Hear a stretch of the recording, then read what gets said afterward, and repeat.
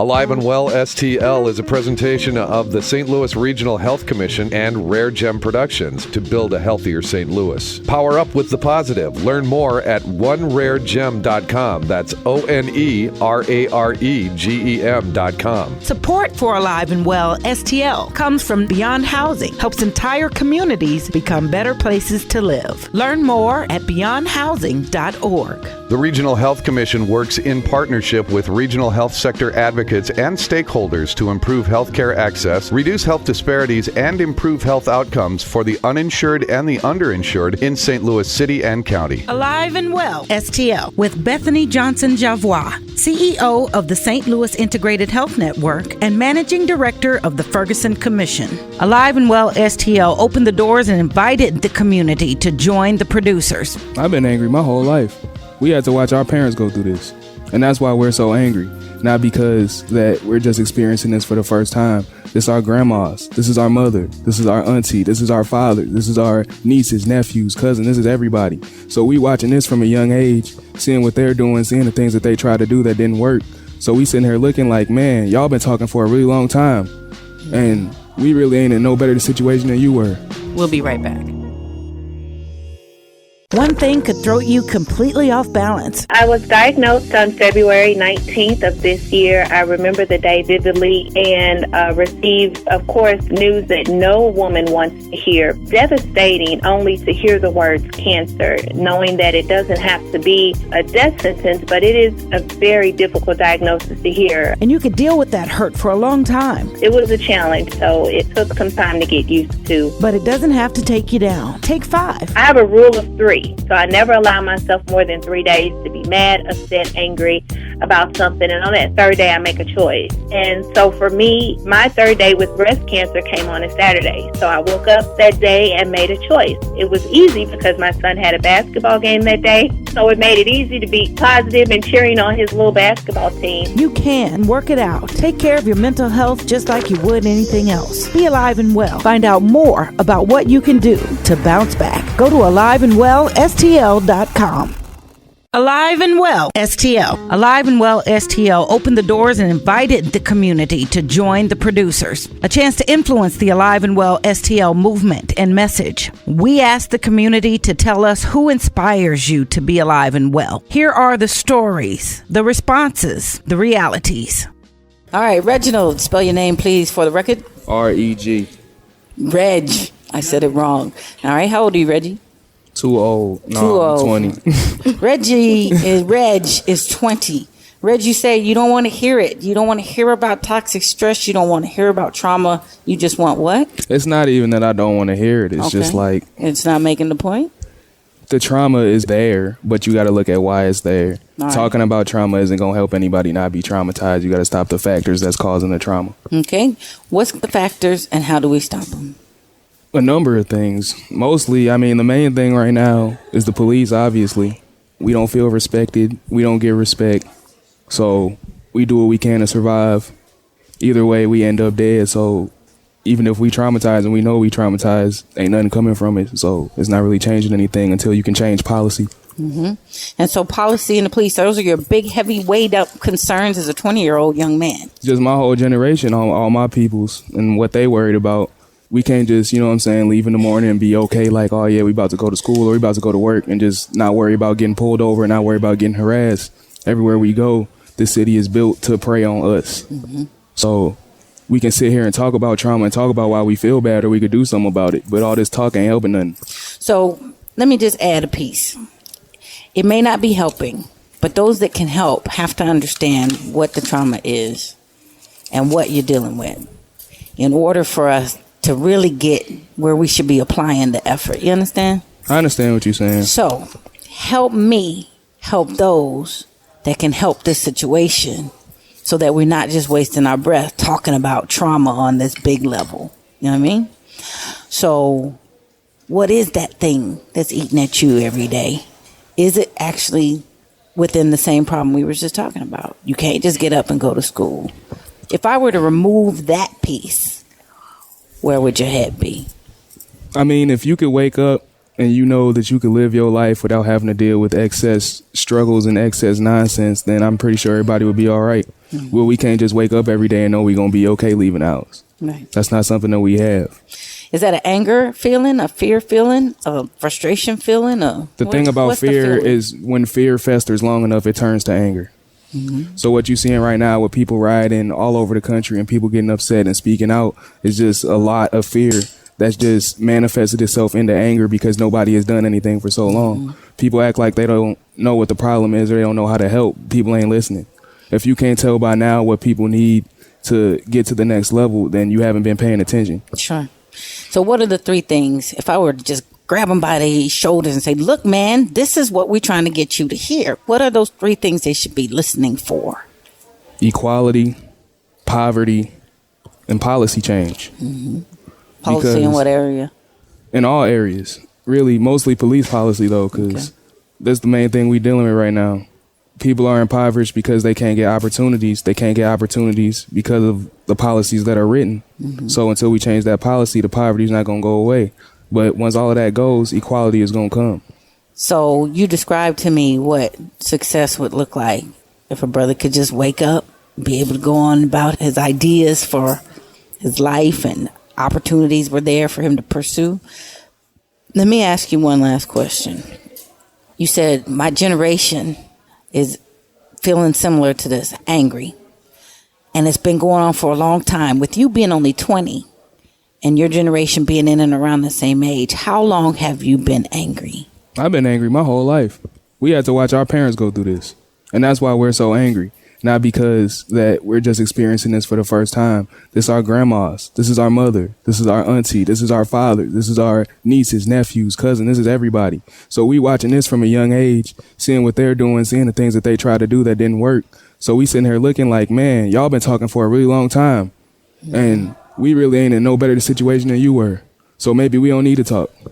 And that's really just what my generation is. So you have to find a balance and walk the line between coming to arms and doing things in a more peaceful, intelligent way. I'm glad you included the part about balance because here's the piece. We need each other for the success of this. You need us to hear you, and we all need to figure out how we're going to go at it together. You've got a baby brother, baby sister here next to you. What is your hope for them? That they don't got to worry about this.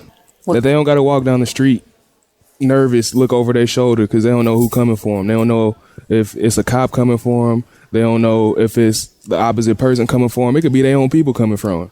So it don't matter. They just need to be able to live without worrying about extra nonsense. I'm going to say a couple of keywords, and then you can maybe tell me what that looks like.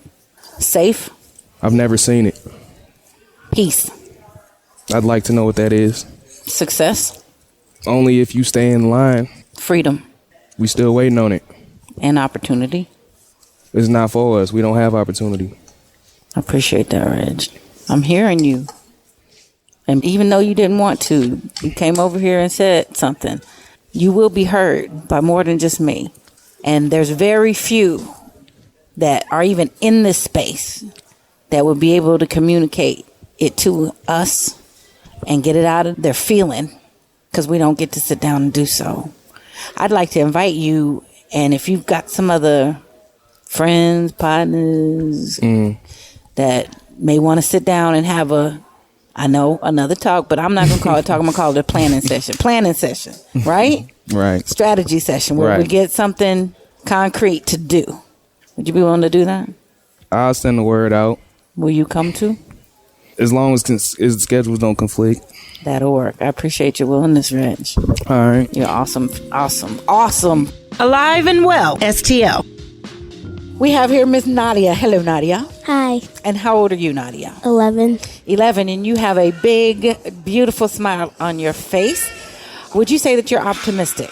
Yes. You are. What are you so optimistic about? Why do you seem so happy? Because I've always been taught that not everything is going to go your way and that, either way, you should be happy. You believe that? Mm-hmm. Have you had any evidence in your life about that? Yeah. Okay. So people would look at you and hear what you said and probably say, well, she doesn't seem like she's dealing with toxic stress. She seems well balanced. She seems happy. Does happy mean you're not dealing with any stress? No. No. What kinds of stressors does a beautiful, smiling, optimistic 11-year-old have? It's like when you watch TV, you don't see, it's just candy-coated racism, basically. You are familiar with racism. What does racism mean to you as an 11-year-old? Well, it means that To see if we're talking about the same thing, how would you define it? a different race, which doesn't, like, say, a Indian person and a white person. They're just not going to get along just because of one person and what their family has taught them not to like. So it's a taught thing in your opinion. Yeah. How do you feel about that? Makes me kind of sad because it's taught, not like just, you're not born racist. You're just like, today I feel like I don't like them today. But your family teaches you that, so that's But your sad. family taught you differently. Yes. What would you teach a racist 11-year-old if you were able to have some time with them to show them something else? Not all people are the same. Not all races are rude to other races. Just don't become one of them. Don't stoop down to their level. Like, you need to stay high, keep your chin held high, stay up at your level, and love everyone. You heard your older brother. He doesn't sound as optimistic. What do you think about that? Well, he's been through a lot more than I have. He, like, grew up in poverty. A few years of his life he was in poverty, and then he hasn't been treated as well as I have because where I grew up.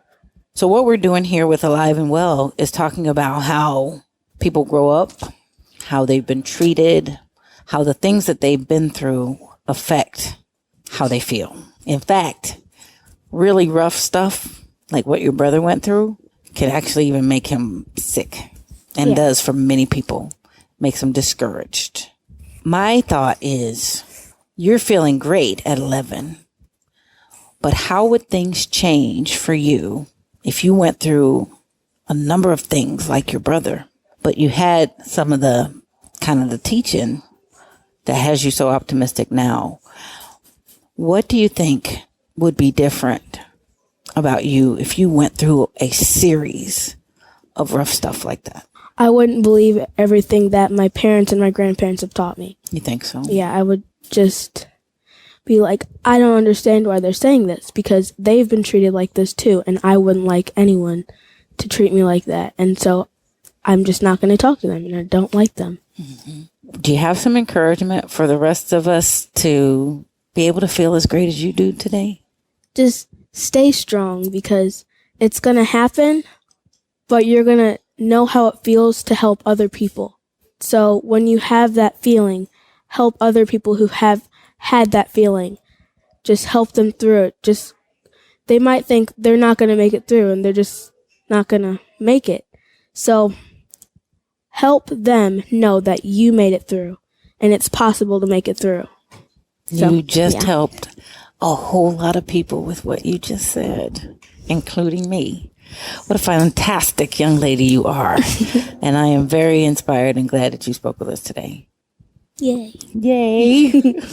We're excited to have you join us with the Alive and Well STL movement. Alive and Well STL is now a community-wide effort focused on reducing the impact of stress and trauma on our health and well-being. The research is clear.